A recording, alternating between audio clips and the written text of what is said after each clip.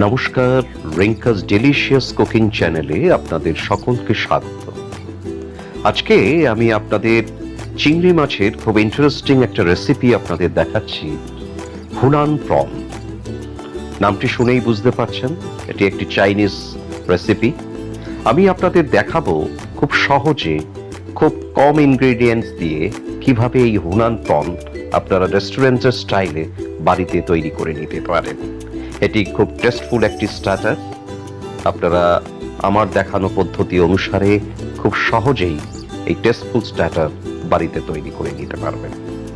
Hunan প্রনের জন্য আমি দেখুন এখানে 500 গ্রামের মতন বাগদা চিংড়ি নিয়ে নিয়েছি, কেটে পরিষ্কার করে রাখা আছে। কিন্তু এই চিংড়িগুলোকে একটু ড্রেসিং করতে হবে। দেখুন চিংড়িগুলোকে আমি ঠিক যেভাবে ধরছি ঠিক সেইভাবে ধরে এর মাথার নিচ থেকে এবং লেজার ওপরের যে অংশটা, সেই অংশটাকে চাকু দিয়ে ভালো করে কেটে একটু ফ্ল্যাট করে নিলাম। আপনারা দেখতে পাচ্ছেন আমি চিংড়ি মাছটাকে কিভাবে এইভাবে ফ্ল্যাট করে নিচ্ছি।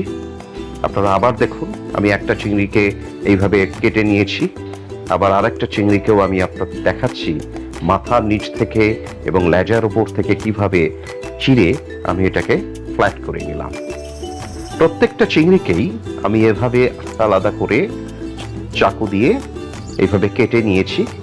আপনারা নিশ্চয়ই ডিজাইনটা বুঝতে পারছেন, এবং এটাই হুনান প্রনের চিংড়ির ড্রেসিং, এইভাবেই করে নিতে হয়। এইভাবে আমি চিংড়িগুলোকে ম্যারিনেশন করব। তার জন্য আমি একটা পাত্রে চিংড়িগুলোকে নিয়ে 1 চামচ রিফাইন অয়েল দিয়ে দিলাম।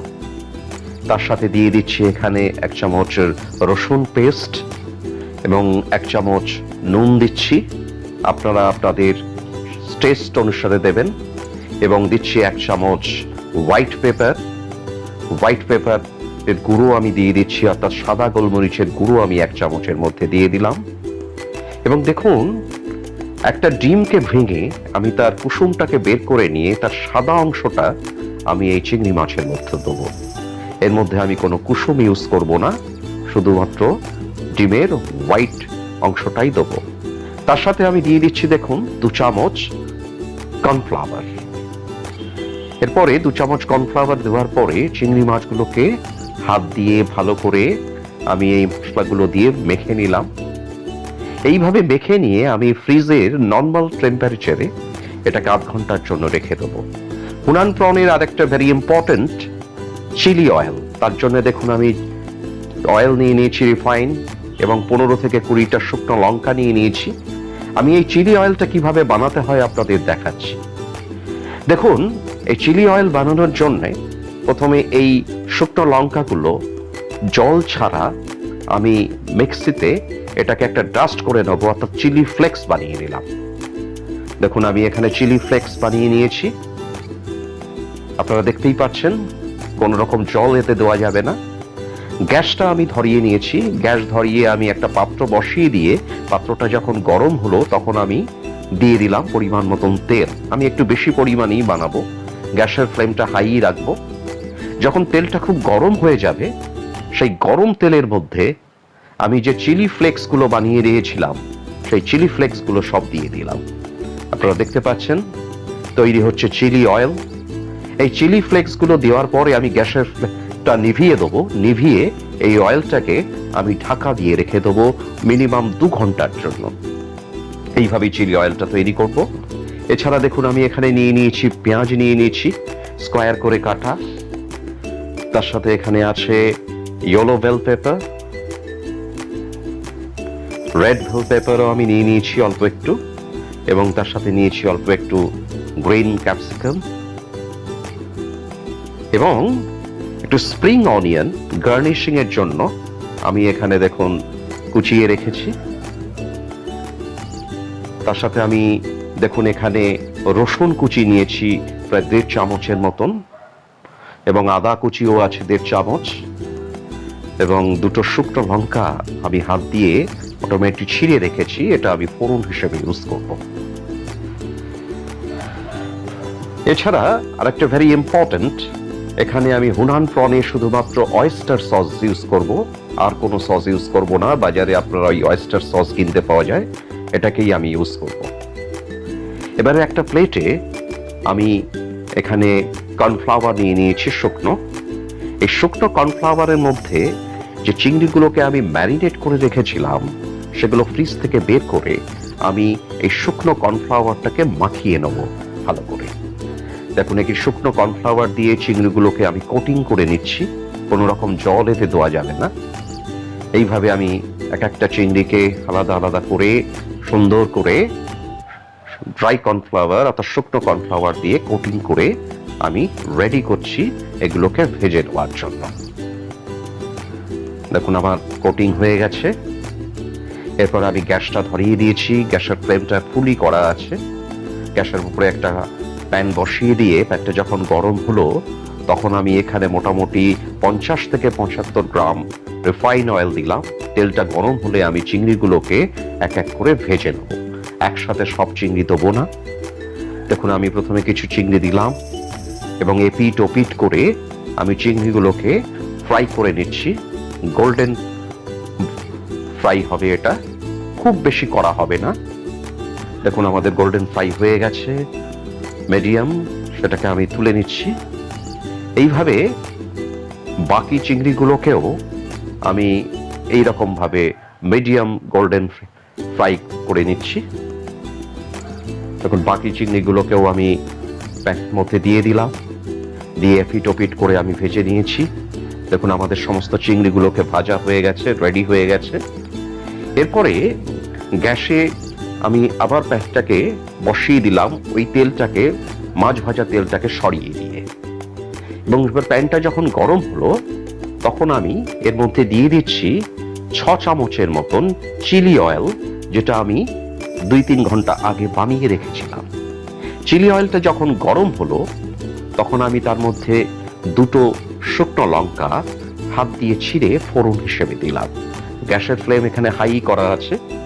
এরপরে দিয়ে দিলাম আমি 1.5 চামচের মতন রসুন কুচি, 1.5 চামচের মতন আদা কুচি দিয়ে আমি একটুখানি আদা রসুন এবং লঙ্কা কুচিগুলোকে একটু নেড়ে দিলাম।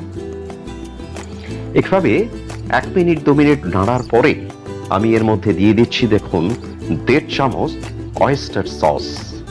এই শুধুমাত্র হুনান প্রনে এই অয়েস্টার সসটাই আমি ইউজ করব, আর কোন প্রকার সস আমি দেবো না। দেখুন, আমি এখানে 1.5 চামচ অয়েস্টার সস দিলাম। আমি 500 গ্রাম চিংড়ির করছি, এর বেশি অয়েস্টার সস লাগবে না, তাতে টেস্ট খারাপ হয়ে যাবে। এবার দিয়ে আমি একটু নেড়ে নিচ্ছি। গ্যাসের ফ্লেম কিন্তু আমার এখানে হাই করা আছে। দেখুন, এইভাবে আদা রসুন এবং সসের কাঁচা গন্ধটাও চলে যাবে। তারপরে আমি দিয়ে দিচ্ছি যে পেঁয়াজগুলোকে আমি স্কোয়ার করে কেটে রেখেছিলাম, সেই পেঁয়াজগুলোও এর মধ্যে দিয়ে দিলাম, দিয়ে একটু নেড়ে নিচ্ছি। তার সাথে সাথে বাকি উপাদানগুলো আমি দিচ্ছি। দেখুন, এখানে আমি ক্যাপসিকাম দিয়েছি, রেড পেপার, ইয়েলো পেপার, সমস্তগুলো দিয়ে আমি এগুলোকে অন্তত 3 থেকে 4 মিনিট একটু নেড়ে নেব। যখন দেখবেন এর কালারটাও একটু চেঞ্জ হবে, তারপরে আমি পরের স্টেপটা করব। দেখুন, আমি একটু নেড়ে নেওয়ার পরে এখানে 1/2 চামচ নুন দিলাম আমি 1/2 চামচ আবার হোয়াইট পেপার, আগে আমি ম্যারিনেশনের সময়ও 1 চামচ দিয়েছিলাম, এবং তার সাথে দিচ্ছি 1 চামচ চিনি দিয়ে আমি, দেখুন, এই সমস্ত কিছুগুলোকে ভালো করে নেড়ে নিচ্ছি। গ্যাসের ফ্লেম কিন্তু আমার এখানে হাইতেই করা আছে, কারণ এটা একটা চাইনিজ রেসিপি, গ্যাসের ফ্লেম সবসময় হাইতে রেখেই করতে হয়। দেখুন, পেঁয়াজ ক্যাপসিকামের কালারটাও চেঞ্জ হচ্ছে, সমস্ত কাঁচা গন্ধ চলে গেছে। এরপরে আমি যে চিংড়িগুলোকে মিডিয়াম গোল্ডেন ফ্রাই করে রেখেছিলাম সেগুলো সমস্ত কিছু ওই ক্যাপসিকামের পেঁয়াজের মধ্যে আমি দিয়ে দিচ্ছি। দেখুন, একে একে সমস্ত চিংড়িগুলোকেও আমি প্যানের মধ্যে দিয়ে দিয়েছি। প্রথমে আমি স্টেপে দেওয়ার পরে একটু নেড়ে নিচ্ছি, এবারে বাকি চিংড়িগুলোকেও আমি এখানে, দেখুন, দিয়ে দিলাম। দিয়ে এবারে হাতা দিয়ে আস্তে আস্তে আমি এটাকে একটু নেড়ে নিচ্ছি, বেশি জোরে নাড়া যাবে না, কারণ চিংড়িগুলো তাহলে ছাড়িয়ে আসবে, ভেঙে যাওয়ার ভয় থাকে। আপনারা যদি বড় চাইনিজ কড়াইতে করেন তাহলে সেটাকে কড়াইটা ধরে যেভাবে টস করতে হয় ওইভাবেও করতে পারেন, কিন্তু আমি এখানে একটু নেড়ে নিয়ে করলাম। সমস্ত সস পেঁয়াজগুলোকে চিংড়ির সাথে আমি মাখিয়ে নিয়েছি। দেখুন, আমাদের যে হুনান প্রন পুরো রেডি হয়ে গেছে। এইভাবে 4-5 মিনিট নেড়ে নেওয়ার পরে আমি গ্যাসের ফ্লেমটা দেখুন অফ করে দিয়েছি। আমাদের হুনান প্রন পুরো রেডি, আপনারা দেখলেই বুঝতে পারছেন। এবং এটাকে আমি সার্ভ করার জন্য একটা পাত্রে তুলে নিচ্ছি।